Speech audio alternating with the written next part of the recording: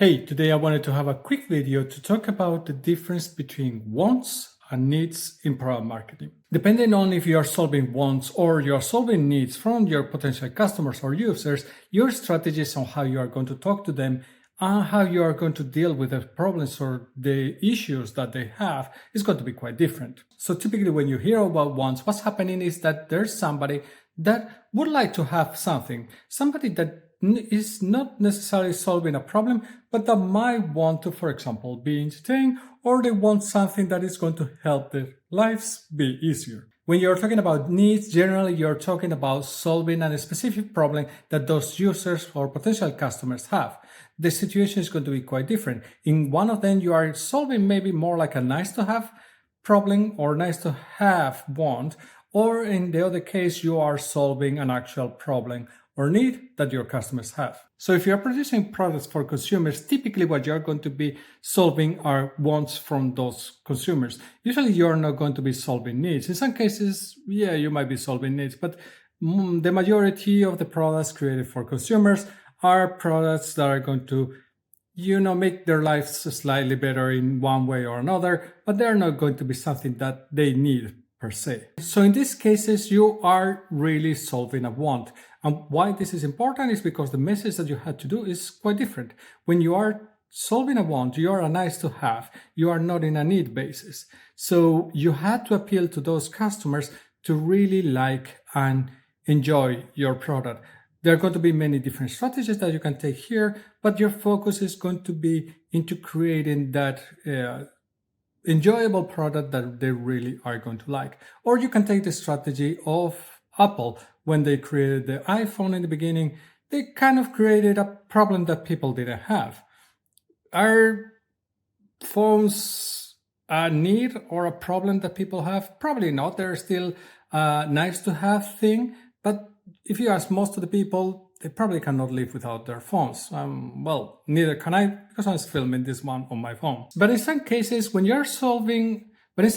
even when you are producing products for businesses, you are still going to have situations where you want to solve a want from a potential customer. Not all the requests that you are getting from the businesses that you are serving with your products are going to be real needs or real problems. So you are going to have these things that are nice to have for your product.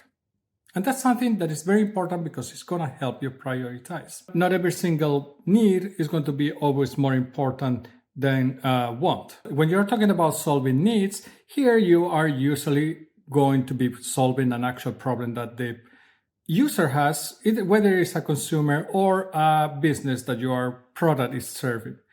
In these cases, you really are kind of something or a solution for them. You are in a very good situation from the point of view that you are not a nice to have. This is something that they need. So for consumers, you could say that a problem or a need they have is food.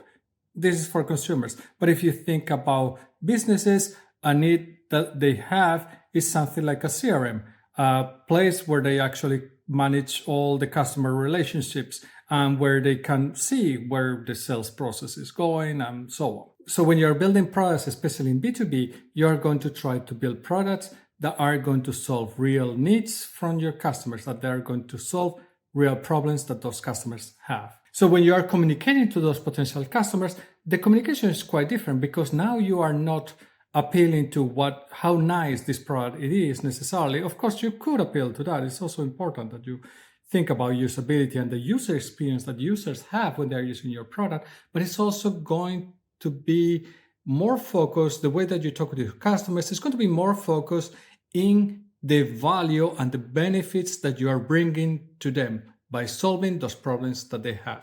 You are there to remove roadblockers. You are there to help them move forward in the future. You are there to help them be more successful.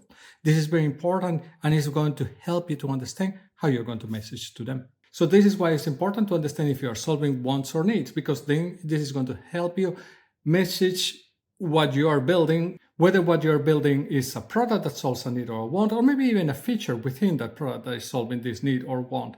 It's going to help you message what is the benefit for the customers and how is going to bring them value, whether this is going to be a quality of life improvement or this is something that is critical for them to proceed into the future. If you like this video and you want to hear more about product marketing, go check out this video. I will see you in the next one, and remember, stay safe.